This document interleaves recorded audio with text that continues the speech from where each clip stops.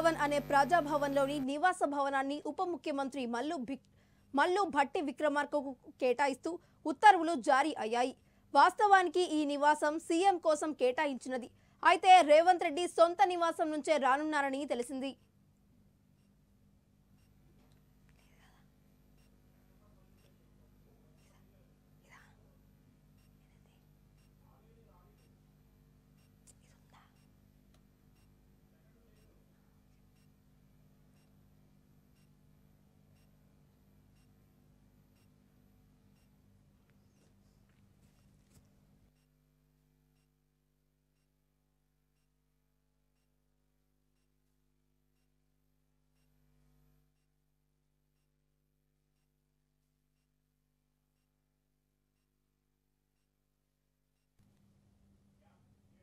అసెంబ్లీకి చేరుకున్న వికారాబాద్ ఎమ్మెల్యే గడ్డం ప్రసాద్ కుమార్ మరి కాసేపట్లో స్పీకర్ గా గడ్డం ప్రసాద్ నామినేషన్ దాఖలు చేయనున్నారు.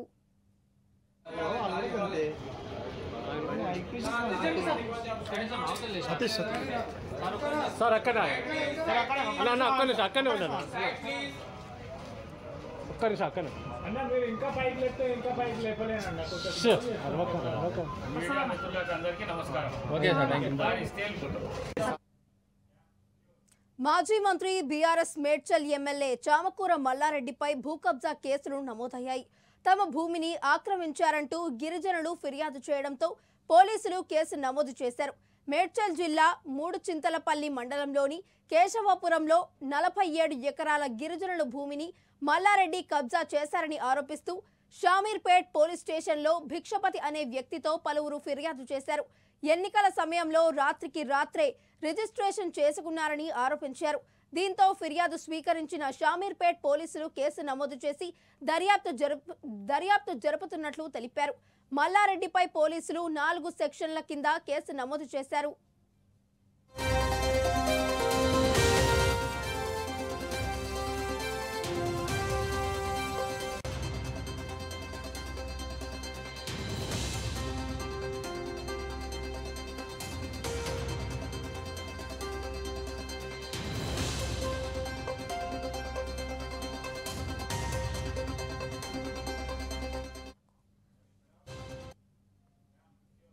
తిరుపతి జిల్లా సత్యవేడు నియోజకవర్గం బుచ్చినాయుడు కండ్రంగి మండలం ఎన్టీఆర్ నగర సమీపంలో ఉన్న చెన్నై శ్రీకాళహస్తి రహదారిపై నిర్మించిన పంట పొలాలకు పోవు కల్వర్టు కుప్పు కూలింది. ఓవైపు తుఫాను దాటిన బీటలు వారిగా మరోవైపు నిత్యం భారీ వర్షాలు వందల సంఖ్యలో కల్వర్టుపై నుండి ప్రయాణించడంతో కల్వర్టు కుంగినట్లు తెలుస్తోంది. ఈ దారి గుండా నిత్యం వందలాది వాహనాలు ప్రయాణిస్తూ ఉంటాయి. వెంటనే యుద్ధ ప్రాతిపదికన కల్వర్టు మరమ్మతులు చేసి ప్రయాణానికి అంతరాయం కలగకుండా అధికారులు చర్యలు చేపట్టాలని ప్రయాణికులు స్థానికులు కోరుతున్నారు.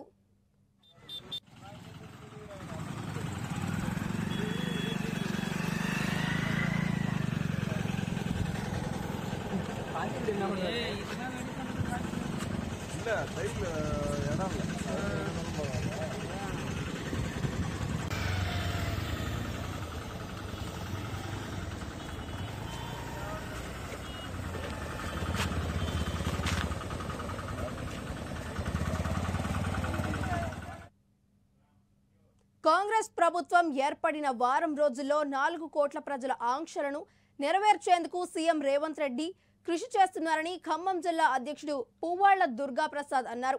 ఖమ్మం పార్టీ కార్యాలయంలో ఆయన మాట్లాడుతూ పల్లా రాజేశ్వరరెడ్డి, పొన్నాల లక్ష్మయ్య వంటి వారు హుందాతనం మరచి మాట్లాడుతున్నారని విమర్శించారు.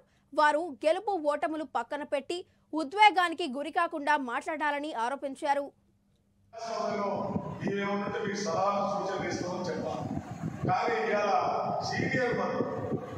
అనేక సంవత్సరాలు మంత్రివర్గంలో ఉన్నటువంటి గణేష్ సీనియర్లు లేదు, మనకు డిపార్ట్మెంట్ లో ఉన్నటువంటి హరీష్ రావు లాంటి లేదు, ఆ దయాకర్ రావు లాంటి వీళ్ళు సీనియర్ గా 5 సార్లు గెలిచినటువంటి 6 సార్లు గెలిచినటువంటి మంత్రివర్గంలో ఉన్నటువంటి పల్లా రాష్ట్రీయ పొన్నాల లక్ష్మణ్ అయితే ఈ ప్రదేశ్ కాంగ్రెస్ అధ్యక్షుడు చేసినటువంటి వారు దిగజారిన విషయాలు మాట్లాడడం ఏంటంటే 3వ తారీఖు ఎన్నికలు రిజల్ట్ వచ్చింది.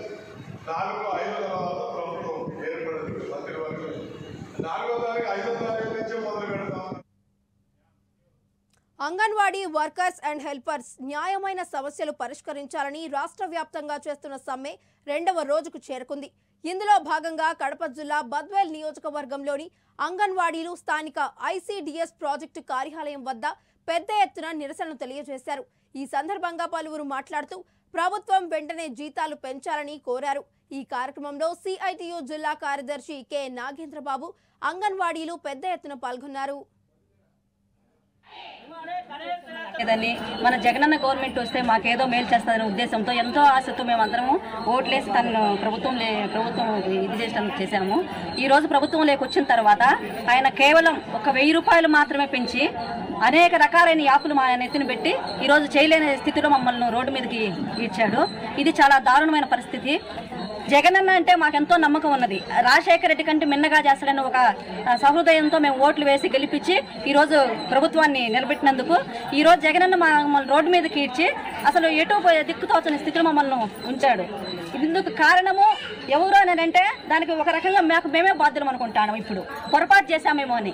కాకపోతే మాకు ఒక ఆశ ఉన్నది, పెంచుతాడు చేస్తాడు అని చెప్పి అనుకుంటే ఒక సంవత్సరం కాదు, సంవత్సరం ఎదురు చూస్తూ 4 ఏళ్ల పాటు గడిచిపోయినాయి. ఇప్పుడు 5వ సంవత్సరం ఎలక్షన్లు కూడా వస్తాయి. కానీ ఏం చేస్తాడో ఏం చేయడో కూడా అర్థం కాని స్థితిలో ఉండవు. రాష్ట్ర వ్యాప్తంగా అంగన్వాడీ వర్కర్స్ అండ్ హెల్పర్స్ యొక్క న్యాయమైనటువంటి సమస్యలు పరిష్కరించడంలో రాష్ట్ర ప్రభుత్వం పూర్తిగా వైఫల్యం చెందింది. అందుకు నిరసనగా ఈరోజు రాష్ట్ర వ్యాప్తంగా anganwadi workers and helpers union CITU అనుబంధ సంఘం ఆధ్వర్యంలో రాష్ట్ర వ్యాప్తంగా నిన్నటి నుంచి అంగన్వాడీల యొక్క సమ్మె ప్రారంభమైంది. నేడు అంగన్వాడీల సమ్మె 2వ రోజుకి చేరుకున్నటువంటి ఈ నెల 15వ తేదీన ఏలూరు జిల్లాలోని Saint Teresa's college for women platinum jubilee ఉత్సవాలను వైభవంగా నిర్వహిస్తున్నట్లు కళాశాల ప్రిన్సిపల్ సిస్టర్ మెర్సీ తెలిపారు. ఈ సందర్భంగా ఏర్పాటు చేసిన సమావేశంలో ఆమె మాట్లాడుతూ కళాశాల ఉత్సవానికి ముఖ్య అతిథిగా రాష్ట్ర హోంశాఖ మంత్రి తానేటి వనిత విచ్చేస్తున్నారని వారు తెలిపారు. 9వ తారీఖు అల్యూమినియం మీట్ ఉంది. 16వ తారీఖు ఫినాలే ప్రోగ్రామ్. ఈ ప్రోగ్రామ్కి తానేటి వనిత గారు, మన హోమ్ మినిస్టర్ ఆఫ్ ఆంధ్రప్రదేశ్, ముఖ్య అతిథిగా వస్తున్నారు. మేడం మా కాలేజ్ స్టూడెంట్ ఒకప్పుడు. అలాగే వేరే మిసెస్ బి రాజకుమారి గారు IPS, DIG AP special police madam కూడా, అలాగా స్నిగ్ధ అని సింగర్ అండ్ యాక్టర్, అలా చాలామంది విచ్చేస్తున్నారు. సో ఈ కార్యక్రమానికి చాలామంది పూర్వ విద్యార్థుల్ని ఎక్స్పెక్ట్ చేస్తున్నాము. అందరూ రెస్పాండ్ అయ్యారు. మళ్ళీ ఆన్ 16th ప్రోగ్రామ్ ముఖ్య అతిథిగా వస్తున్నది కల్పన కాళహస్తి అని, ఇస్రో నుంచి Chandrayaan 3 assistant project director madam వస్తున్నారు. మన డిస్ట్రిక్ట్ కలెక్టర్ గారు, వైస్ ఛాన్సలర్ గారు, MP MLA అందరూ వస్తున్నారు. సో ఈ programme this is a way of telling the society that we are grateful to God and to the people of Andhra Pradesh and especially of Eluru. మా college ఇక్కడ స్థాపించే ముందు 1953లో start అయింది. దానికి ముందు 1938లోనే మన Saint Teresa's girls high school establish అయింది. College for women Eluru. Congress party అధికారంలోకి వచ్చి వారం రోజులు కూడా కాకముందే బీఆర్ఎస్ నాయకులు రైతు భరోసా గురించి మాట్లాడడం హాస్యాస్పదంగా ఉందని ఖమ్మం మాజీ ఎమ్మెల్సీ బాలసాని లక్ష్మీనారాయణ అన్నారు. DCC కార్యాలయంలో ఏర్పాటు చేసిన సమావేశంలో ఆయన మాట్లాడుతూ కాంగ్రెస్ ప్రభుత్వం ఎన్నికల సందర్భంగా ఇచ్చిన హామీలను అమలు చేస్తోందని, ఎంతో అనుభవం ఉన్న మాజీ మంత్రులు కూడా ఇలా మాట్లాడడం సరికాదని అన్నారు. ఇప్పటికే 2 పథకాలను అమలు చేశామని, మిగిలిన వాటిని త్వరలోనే అమలు చేసే విధంగా సీఎం రేవంత్ రెడ్డి ప్రణాళికలు చేస్తున్నారని వారు తెలిపారు. బాటలు పడతాయని మేము విశ్వసిస్తా ఉన్నాం. దాంతోపాటు అనుభవం కూడా ఉన్నటువంటి వ్యక్తులు ఇప్పుడు మంత్రివర్గంలో ఉండటం, అదేవిధంగా ఈరోజు జరిగేటువంటి కార్యక్రమాలని ఏ ప్రభుత్వం వచ్చినా, ఒక పెళ్లి చేసుకున్నా మనం పెళ్లికాడికి పోయి ఏమని దీవిస్తామంటే 100 ఏళ్ళు కలకాలం మీ పిల్లా పాపలతోని మీరు జంట కలకాలం జీవించాలని కోరుతాం. అట్లే ఒక ప్రభుత్వం కానీ ఒక వ్యక్తి కానీ గెలిచినప్పుడు ప్రజలు మ్యాండేట్ 5 సంవత్సరాలు వాళ్ళకి ఇచ్చారు. ఏ ప్రభుత్వానికి కానీ ఒక శాసనసభ్యుడు ఎన్నికైతే 5 ఏళ్ళు పూర్తిగా మనం అభినందనలు ఎందుకు చెప్తాం? గెలిచినటువంటి వాళ్ళకంటే 5 ఏళ్ళు పూర్తిగా మీరు బ్రహ్మాండంగా పరిపాలన సాగించాలి, ప్రజారంజకమైనటువంటి పరిపాలన సాగించాలి. మీకు అవసరమైన చోట ప్రతిపక్షం కానీ రాజకీయ ప్రజాస్వామ్యంలో మేమేమనుంటే మీకు సలహాలు సూచనలు ఇస్తామని చెప్పాలి. కానీ ఇవాళ సీనియర్ మంత్రులు అనేక సంవత్సరాల మంత్రివర్గంలో ఉన్నటువంటి కడియం శ్రీహరి లాంటి వాళ్ళు, లేదు మనకు ఇంపార్టెంట్లో ఉన్నటువంటి హరీష్ రావు లాంటి వాళ్ళు, లేదు దయాకర్ రావు లాంటి వాళ్ళు, వీళ్ళు సీనియర్గా 5-6 సార్లు గెలిచినటువంటి వారు, 6-7 సార్లు గెలిచినటువంటి వారు, మంత్రివర్గం ఉన్నటువంటి పల్లా రాజశేఖర గారు, పొన్నాల లక్ష్మణ్ అయితే ఈ ప్రదేశ్ కాంగ్రెస్ అధ్యక్షుడు కూడా చేసినటువంటి వ్యక్తి. వాళ్ళు దిగజారుడు విషయాలు మాట్లాడటం ఏంటంటే 3వ తారీఖు ఎన్నికైంది, రిజల్ట్ వచ్చింది. 4-5 తర్వాత ప్రభుత్వం ఏర్పడదు, ఇంకా మంత్రివర్గం 4వ తారీఖు 5వ తారీఖు నుంచే మొదలు పెడతా ఉన్నారు. మీరు రైతు బంధు ఇప్పుడు 30వ తారీఖు వరకు ఎవరి పరిపాలన ఉంది, ఎవరు మంత్రివర్గంలో ఉన్నదనేటువంటి ఇంగిత జ్ఞానం లేకుండా, అంటే వాళ్ళు ఎలక్షన్ ఫ్రస్ట్రేషన్ ఇంకా పోకుండానే మాట్లాడి ఎప్పుడు చేస్తారు రైతు బంధు అనేది హరీష్ రావు గారు మాట్లాడారంటే చాలా బాధాకరమైన విషయం. కడియం శ్రీహరి లాంటి వాళ్ళు మాట్లాడారంటే అసలు ఏంటి? మీరు పరిపాలన ఉన్నటువంటి వాళ్ళు, ఇంకా మంత్రివర్గం పూర్తి స్థాయిలో ఏర్పడలేదు, శాఖలు ఇంకా రాలేదు, కానీ అప్పుడే మీరు మరి మొదలుపెట్టారు కార్యక్రమం అంటే మీ దగ్గర ఏ విధమైనటువంటి వాస్తవం ఉంది? ఒకవేళ అడిగితే అడిగేము, అది అడగటమే తప్పు, ఎప్పుడు ఇస్తారని వెయిట్ చేయాల్సినటువంటి అవసరం ఉంది. తర్వాత రెండోది ఏమంటారంటే ఈ ప్రభుత్వం ఎన్నో రోజులు ఉండదు అనొచ్చా? గల్లీ నాయకుడు అన్నాడంటే బాగుంటుంది, దాన్ని మళ్ళీ ఇప్పటికీ. తెలంగాణ రాష్ట్రంలో 9.5 ఏళ్ల పాటు సాగిన నియంత పాలన అంతమయ్యిందని తెలంగాణ గెజిటెడ్ ఆఫీసర్స్ అసోసియేషన్ నాయకులు పేర్కొన్నారు. సోమాజిగూడ ప్రెస్ క్లబ్లో ఏర్పాటు చేసిన సమావేశంలో తెలంగాణ గెజిటెడ్ ఆఫీసర్స్ అసోసియేషన్ నాయకులు మధుసూదన్ రెడ్డి, శ్రీనివాసరావు, లచ్చిరెడ్డిలు మాట్లాడారు. రాష్ట్రం ఏర్పడిన తొలి రోజు నుంచి తెలంగాణ రాష్ట్రం ఏర్పాటు కోసం ఉద్యమించిన నాయకులపై వేధింపులు ప్రారంభమయ్యాయని వారు ఆరోపించారు.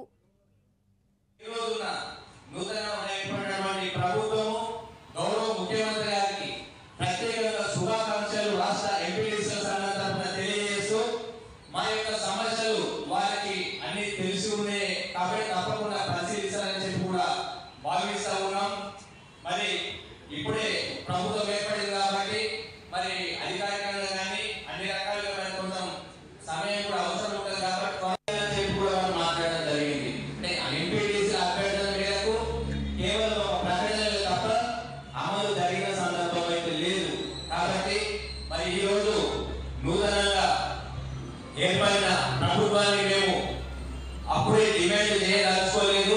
గౌరవపరంగా గౌరవ ముఖ్యమంత్రి గారు 2006లో జెడ్పీటీసీగా ఎన్నికైనప్పుడు మేమందరం ఉమ్మడిగా చేసినటువంటి పోరాటాలు అవన్నీ కూడా వారికి అనుభవం ఉన్నటువంటి వ్యక్తి, స్థానిక సంస్థల పట్ల అపారమైనటువంటి అనుభవం ఉన్నటువంటి వ్యక్తి, మేమందరం కూడా తెలుగుదేశం పార్టీలో కలిసి పనిచేసిన వ్యక్తులే. కాబట్టి ఈ ఆర్గనైజేషన్ ఆ రోజు నుంచి ఈ రోజు వరకు కూడా ఉంది. సమస్య ఆ రోజు కాంగ్రెస్ ప్రభుత్వంలో గౌరవ వేతనం తప్ప మిగతా సమస్య పరిష్కారం కాలేదు. నాటి నుండి నేటి వరకు కూడా ఎక్కడ చేసిన అక్కడ గుమ్మడి ఉంది. కాబట్టి ముఖ్యంగా ఈ రోజున నూతనంగా ఏర్పడినటువంటి ప్రభుత్వము గౌరవ ముఖ్యమంత్రి గారికి ప్రత్యేకంగా శుభాకాంక్షలు రాష్ట్ర ఎంపీటీసీల సంఘం తరఫున తెలియజేస్తూ మా యొక్క సమస్యలు వారికి అన్ని తెలిసి ఉన్నాయి కాబట్టి తప్పకుండా పరిశీలించాలని చెప్పి కూడా భావిస్తా ఉన్నాం. 3 దఫాలుగా క్రిస్టియన్ ఎమ్మెల్సీగా ఉన్న దర్పల్లి రాజేశ్వరరావు క్రైస్తవులకు ఏమి చేశాడో చెప్పాలని టీపీసీసీ మైనారిటీ సెల్ నాయకుడు బొబ్బిలి విక్టర్ అన్నారు. నాంపల్లిలోని ఆయన నివాసంలో మాట్లాడుతూ గత కాంగ్రెస్ బీఆర్ఎస్ ప్రభుత్వాలలో క్రిస్టియన్ ఎమ్మెల్సీగా ఉన్న దర్పల్లి రాజేశ్వరరావు తిరిగి కాంగ్రెస్లోకి చేరి ఎమ్మెల్సీ పదవి కొరకు ప్రాకులాడే ప్రయత్నం చేస్తున్నాడని ఆరోపించారు. రాబోయే నామినేటెడ్ పోస్టుల్లో కాంగ్రెస్ పార్టీని క్రిస్టియన్ నాయకులకు అవకాశం ఇవ్వాలని సీఎం రేవంత్ రెడ్డికి విజ్ఞప్తి చేశారు. పరిపాలనలో కూడా 2 సార్లు కొనసాగుతుండు. ఇట్లాంటి వ్యక్తి మా క్రైస్తవులు చేసింది ఏం లేదు. కనీసము కమ్యూనిటీ భవన్ గురించి అతను ఒక మాట కూడా మాట్లాడేది లేదు. క్రైస్తవుల నిధుల గురించి మాట్లాడేది లేదు. ఇప్పటి వరకు క్రైస్తవులకు ఉనగార్చింది ఏం లేదు. కాబట్టి ఇట్లాంటి అతను మళ్ళీ కాంగ్రెస్లో పిల్లి పట్టిన కోడి లెక్క పాక్కుంటూ వచ్చి మాటువంటి కష్టపడినటువంటి కార్యకర్తలకు ఎన్నో ఏళ్ళుగా పోరాడుతున్న వ్యక్తులకు అవకాశం ఇవ్వకుండా ఇట్లాంటి దత్త క్రైస్తవునికి ఇస్తే మా క్రైస్తవులకు అన్యాయం చేసినట్టయితుంది. కాబట్టి ముఖ్యమంత్రి గారు ఆలోచించి ఈ నిర్ణయం ఎమ్మెల్సీగా కొనసాగుతూ ఫస్ట్ కోఆప్షన్ మెంబర్గా మున్సిపల్ నిజామాబాద్లో అంబేద్కర్ కోనసీమ జిల్లా anganwadi workers helpers mini workers చేపట్టిన సమ్మె 2వ రోజుకు చేరుకుంది. ఈ సందర్భంగా వారు మాట్లాడుతూ అమలాపురంలో సమ్మె చేయడానికి రాష్ట్ర ప్రభుత్వమే బాధ్యత వహించాలని అన్నారు. ఎన్నికల ముందు జగన్ ప్రభుత్వం అనేక హామీలు వరాలను ఇచ్చారని, ఇప్పుడు సమస్యలు అడుగుతుంటే నిర్బంధం ప్రయోగించి నాయకులను కార్యకర్తలను అరెస్టు చేస్తున్నారని ఆవేదన వ్యక్తం చేశారు. సీఎం జగన్మోహన్ రెడ్డికి అతి త్వరలో బుద్ధి చెబుతామని వారు మండిపడ్డారు.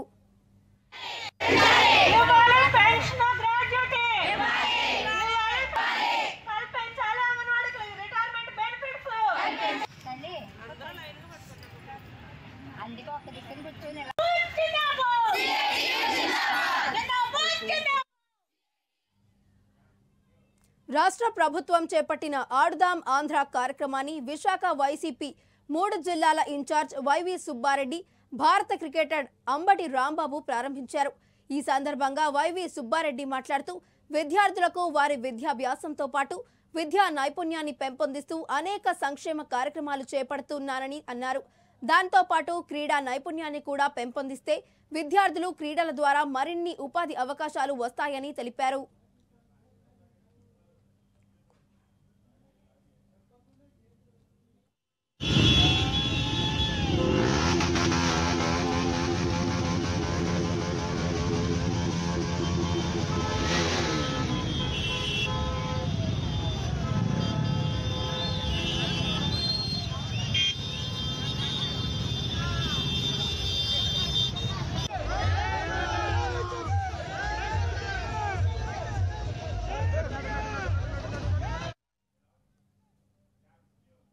కాంగ్రెస్ ప్రభుత్వం ప్రజాపాలన అందించాలని ఎంఆర్పీఎస్ జాతీయ అధ్యక్షుడు మందకృష్ణ మాదిగ రాష్ట్ర ముఖ్యమంత్రి అనుముల రేవంత్ రెడ్డిని కోరారు. సోమాజిగూడలో ఏర్పాటు చేసిన సమావేశంలో ఆయన మాట్లాడుతూ రాష్ట్ర ప్రభుత్వం తొందరపడి రాష్ట్ర పబ్లిక్ సర్వీస్ కమిషనర్ ఉద్యోగాల నోటిఫికేషన్ను ఇప్పుడే విడుదల చేయవద్దని విజ్ఞప్తి చేశారు. ఎస్సీ, ఎస్టీ, బీసీ కులగణన జరిగే వరకు నోటిఫికేషన్ విడుదల చేయవద్దని వారు కోరారు. రిజర్వేషన్లు పెంచడం అనేది బడ్జెట్ ఖర్చుకు సంబంధించిన అంశం కాదు. రెండోది, మూడోది, 2 వర్గాలకు సంబంధించిన అంశాలను ముఖ్యంగా బీసీల అంశాలను నిన్న చెప్పే కామారెడ్డి బీసీ డిక్లరేషన్ అంటారు. SC ST Chevella declaration, Kamareddy BC declaration, కులగణన బీసీ కమిషన్ నివేదిక ఆధారంగా అధికారంలోకి వచ్చిన 6 నెలల లోపే బీసీల రిజర్వేషన్ పెంచుతామని చెప్పేశారు. కులగణన బీసీ కమిషన్ నివేదిక ఆధారంగా అధికారంలోకి వచ్చిన 6 నెలల లోపే బీసీల రిజర్వేషన్ పెంచుతామని చెప్పేశారు. ఇక్కడ నేను 3 వర్గాల గురించి ఒక మాట మాట్లాడుతున్నాను.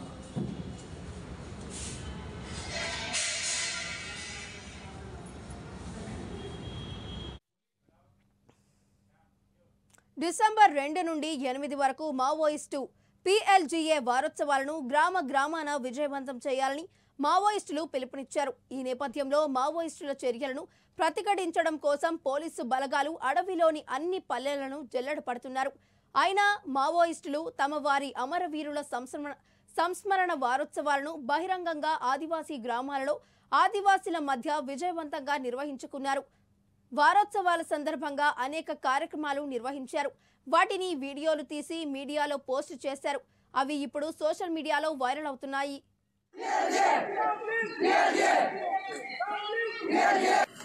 7 अक्टूबर से 24 तारीख तक जितना भी इजराइल गाजा पर फिलिस्तीनियों पर हमला किया गया, इसमें भारी संख्या यानी कल शाम तक का रिपोर्ट ये आई कि 16,000 तक वहां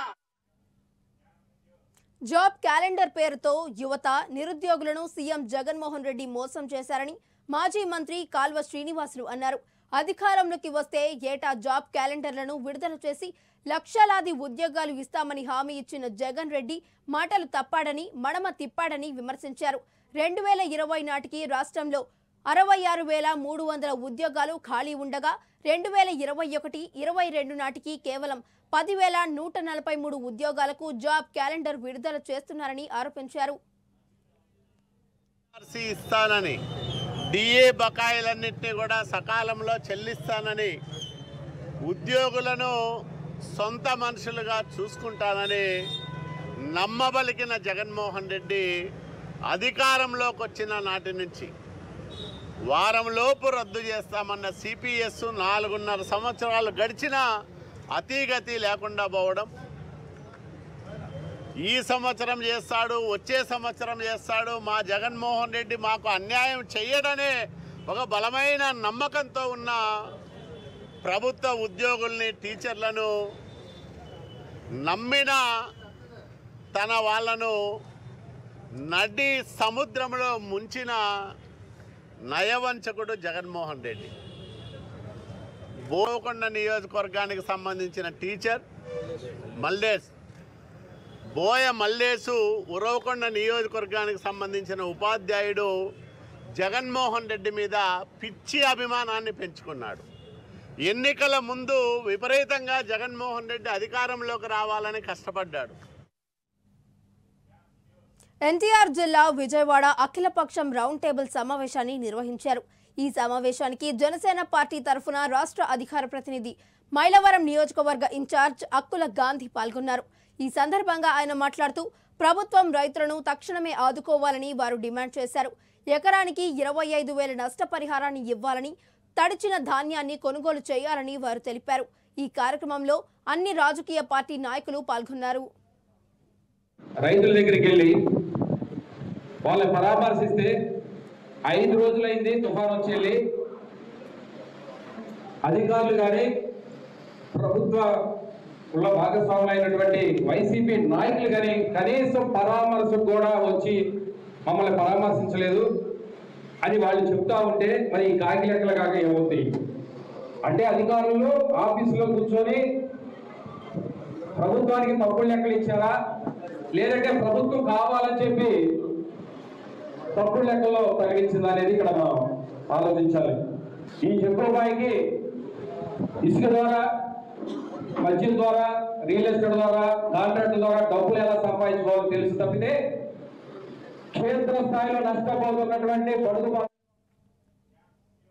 ఇక ఇవి ఈ బులెటిన్ అప్డేట్స్. మరిన్ని అప్డేట్స్ తో మళ్ళీ కలుద్దాం. Until then keep watching Master Key TV. ఇది సామాన్యుడి స్వేచ్ఛకు సంకేతం.